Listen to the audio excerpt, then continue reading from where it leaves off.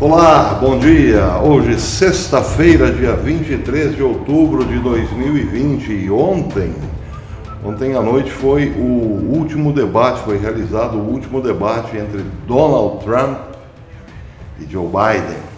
O debate foi realizado na Belmont University, em Nashville, e foi moderado por Kristen Welker, da NBC. Pois é, e mais uma vez, o convidado a participar de um debate na casa da esquerda teve que lidar com uma série de interrupções, enquanto o seu oponente só 2 vezes. Donald Trump foi interrompido em torno de 40 vezes, Biden 2. O modelo, o mesmo de sempre. O modelo é simples de entender. Faça o candidato da esquerda dizer como fará para resolver os erros do candidato em exercício. Seria o mesmo aqui, por exemplo, de Bolsonaro participando de um debate para a reeleição, colocado contra a parede em eventuais erros cometidos em sua gestão. E ao oponente a pergunta: como você resolverá isso? Mostra-se sobre um candidato apenas os erros que ele cometeu e ao oponente pergunta-se como ele vai resolver isso. É asqueroso, mas é o que temos para o momento, e Trump foi para esta arena. E surpreendentemente foi garboso. O termo já não se usa mais, garboso. Mas sim, tinha garbo o presidente Donald Trump, teve muito garbo. Foi elegante, inteligentíssimo, tranquilo, estava de boa, sem aquele peso do debate, do primeiro debate na Fox News. Ali porque certamente já estava com problemas de saúde, é preciso entender isso. Eu fiz críticas ao primeiro debate e fiz crítica ao debate que não foi debate, aquele virtual realizado na semana passada. Sobre esses, críticas a Trump, porque Trump não fora o Trump que tinha que ser. Mas ontem foi mais do que isso, nos surpreendeu a todos, porque além de ser Trump, continuar sendo Trump, com uma voz segura e atacando nos pontos fracos do adversário, foi, no entanto, bastante educado, foi sagaz, foi elegante, como disse. Isso sim surpreendeu a todos. Biden não foi mal, o que aumenta ainda mais a força de Trump, porque Trump venceu o debate. E não venceu o debate chutando cachorro morto. Biden preparou-se para esse debate, mas não teve como. Perdeu porque está extremamente comprometido. E aí não tem como esconder o batom no colarinho. Ou na cueca, como é mais o nosso estilo aqui, cueca, né? Vocês sabem. Bem, o debate teve vários pontos interessantes para Donald Trump, como, por exemplo, um dos pontos. Biden, em relação à China, disse que, se eleito, fará com que a China entre nas regras do jogo. Respeite as regras do jogo e a propriedade intelectual.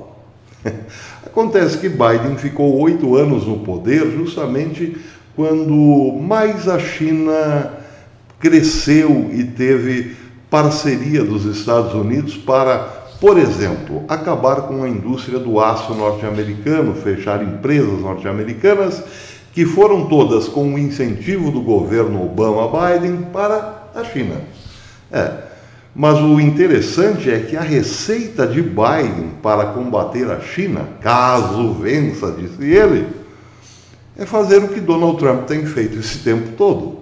É preciso lembrar que Donald Trump, até o fim do ano de 2019, estava vencendo a batalha comercial com a China e usou de vários mecanismos os quais parece Biden não ouviu dizer que foram aplicados pelo seu oponente, tanto é que os trouxe como alternativa para o seu futuro governo.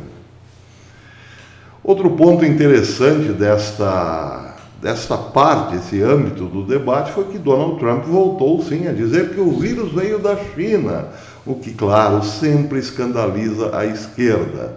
E Biden disse que Trump é o culpado pelas mortes, por 200 e tantas mil mortes por conta do vírus, mas ele não disse o covidão chinês.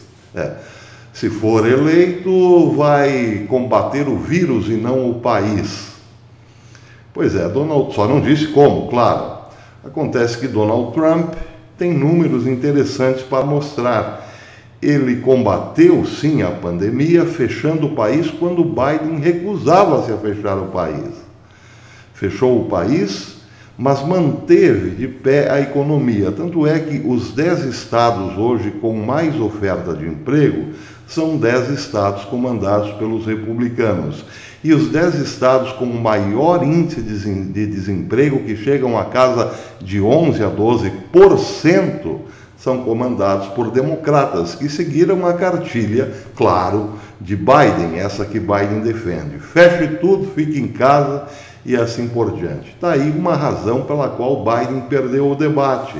O debate foi travado por 2 homens, ontem pelo menos, 2 homens muito atentos às suas planilhas. Trump com muito mais qualidade de debatedor, mas algo se sobressai a isso, algo está além disso, que é a realidade.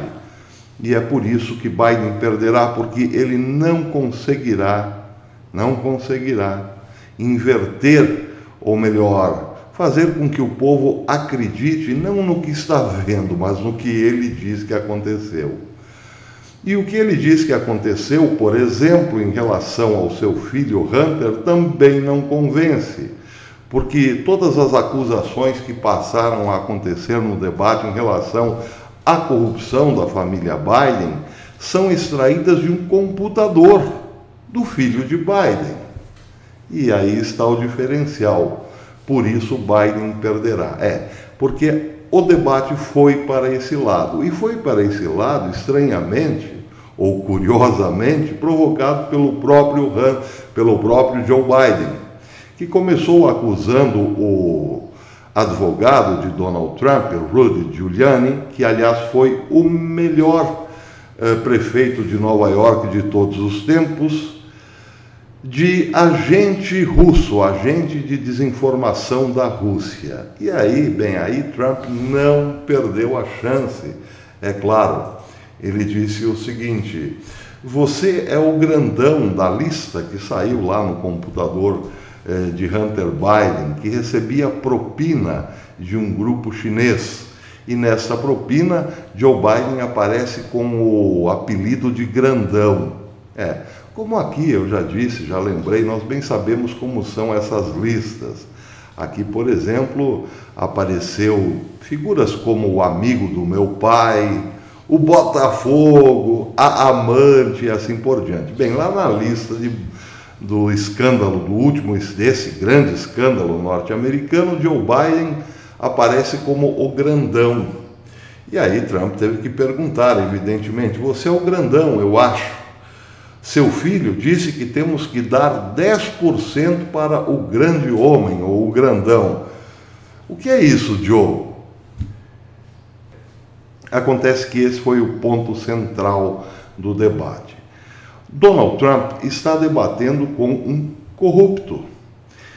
Agora, vejam o detalhe: este corrupto não está sendo acusado de corrupto porque Trump não gosta dele. Está sendo acusado de corrupção porque tudo isso parte de documentos comprobatórios extraídos do computador de seu filho. Prova mais do que suficiente.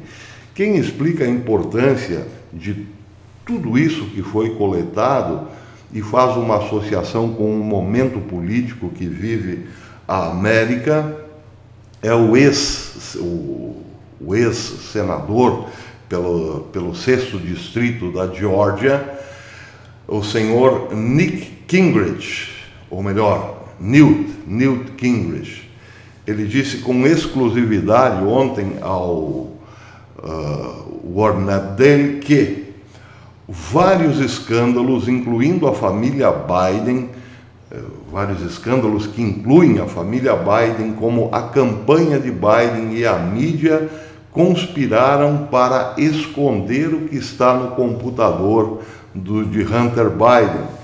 E o escândalo, e também o escândalo do Facebook e Twitter censurando a nação no tópico dos escândalos de Biden.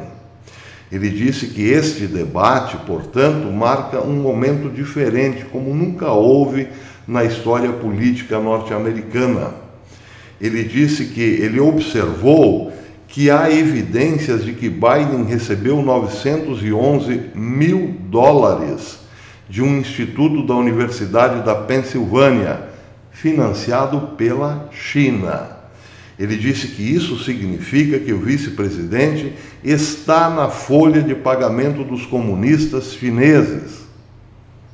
O vice-presidente Joe Biden estava na folha de pagamento dos comunistas chineses. E como é possível, pergunta ele, que um vice-presidente possa estar na lista de pagamento do Partido Comunista Chinês?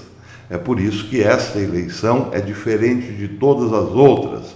Donald Trump está disputando com, bem sabemos, não só um corrupto, mas um traidor da sua própria pátria, comprovadamente. O problema dos Biden, entretanto, vai muito além disso, vai muito mais além do que está contido lá no computador de Hunter Biden. Existe um ex-parceiro de negócios de Hunter Biden que apareceu para delatar coisas ainda maiores. Uma verdadeira caixa preta que deve ser muito bem protegida. Aliás, essa matéria quem deu foi o Washington Examiner, que revelou que um dos ex-parceiros de negócio de Hunter Biden revelou uma rede de pessoas, de atores estrangeiros, todas ligadas e com acesso ao ex-presidente e sua família, ao ex-presidente Biden e sua família.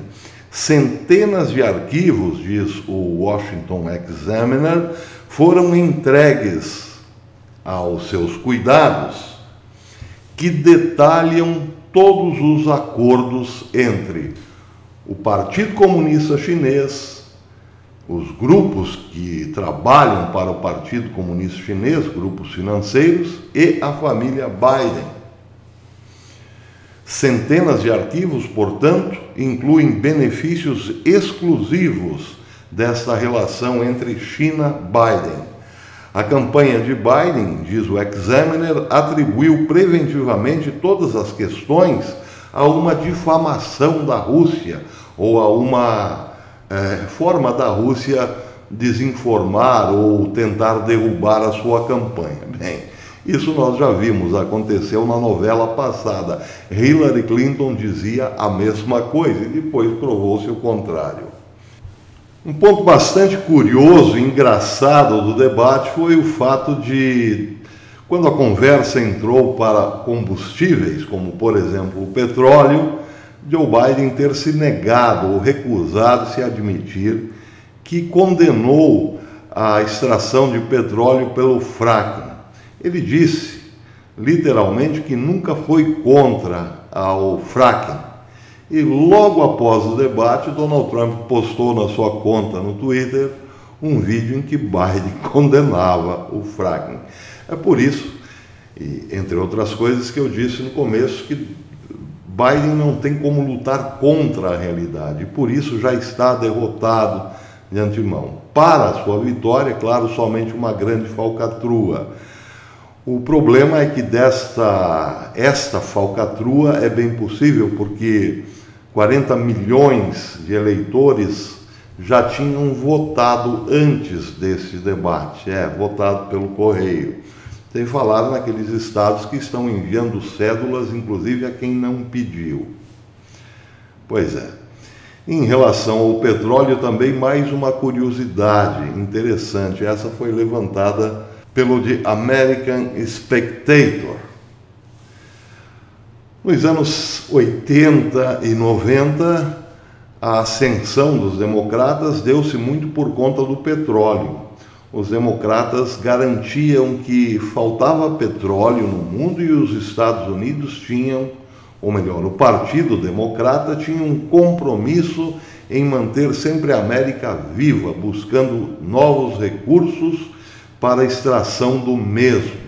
Sob a administração dos democratas, jamais faltaria petróleo nos Estados Unidos. Pois é, nunca faltou petróleo em tempo algum. Essa conversa foi explorada justamente porque os democratas, muito bem relacionados com os países da OPEP, queriam um aumento substancial do petróleo. E aí, claro, a mentira serve sempre para isso, para criar o pânico, o temor. E o temor é que o petróleo estava no fim, estava acabando. Daí porque o seu preço foi às alturas. E assim os democratas fizeram uma boa plataforma. Jamais deixaremos faltar petróleo. Agora a mentira é outra. O planeta está pertinho do fim por causa dos combustíveis, por causa da gasolina, do óleo diesel e assim por diante. Precisamos acabar com o petróleo. E Biden acabou mesmo. Acabou defendendo de novo que mudará a matriz do petróleo para os moinhos de vento e para a energia elétrica. Pois é. Só não diz como, evidentemente, mas é sempre aquela história: invente uma mentira, crie o pânico e depois venda a solução. Eles estão fazendo isso de novo. É isso. Para encerrar, repito, existe muita coisa ainda para comentar sobre o debate, mas em linhas gerais foi isso, um desfile de Donald Trump que certamente conquistou muitos votos, certamente ganhou muitos votos de indecisos desde ontem. Mas é aquela história, os americanos têm nas mãos um compromisso com a humanidade. O destino da humanidade está na mão dos americanos, que tem de um lado um presidente que estava provando como transformar o mundo num lugar um pouco menos perigoso, e ao seu próprio país como reverter o poderio chinês, baseado no roubo de propriedade intelectual e no trabalho escravo, trazendo os empregos de volta, fazendo uma economia pujante e uma América grande outra vez. E do outro lado, um senhor envolvido em esquemas de corrupção com Ucrânia, com China e também com um passado moral muito duvidoso. Os americanos têm essa decisão: escolher entre o certo e o duvidoso. Parece tão simples, né? E ao mesmo tempo revela-se tão difícil. Vamos acreditar. Dia 13 está chegando. Até depois.